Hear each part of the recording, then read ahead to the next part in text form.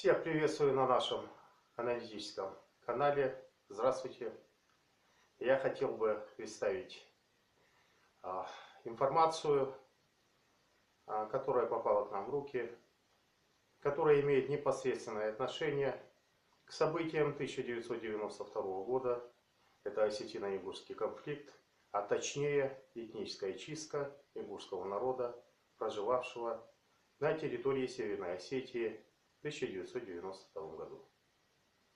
Итак, я вам зачитаю данный текст, и все здравомыслящие люди должны сделать свои выводы и понять, что этническая чистка и геноцид ингушского народа были заранее запланированы. Свидетельствует Валерий Тишков, министр по делам национальности Российской Федерации 1992 года.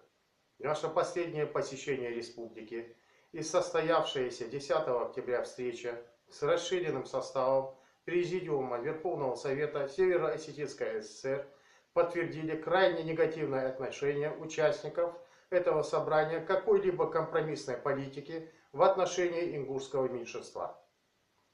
Эти граждане безоговорочно рассматривались исключительно только как часть народа-агрессора, претендующего на осетинскую территорию.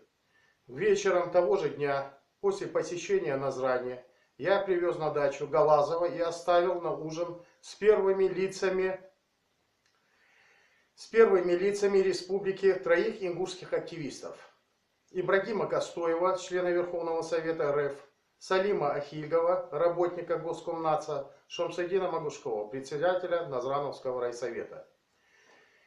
Естественно, серьезного разговора не получилось, тем более, что Ахсарбек Галазов демонстративно покинул встречу. Переговоры, дипломатия не были нужны этому политику. Тишков, В.А., осетино-ингушский конфликт. По мнению Тишкова, многие пытались сделать, чтобы конфликта не было. Но осетинская сторона была настроена иначе. Всем, кто меня слушает, я хочу объяснить позицию нашей редакции, которая делает подобные заявления и ведет тему по поводу 1992 года, якобы осетино-ингушского конфликта, который был, на самом деле это была этническая чистка ингушского народа, так и произошло. Я хочу объяснить нашу позицию. Ничего личного, никакой межнациональной розни, ничего подобного нету.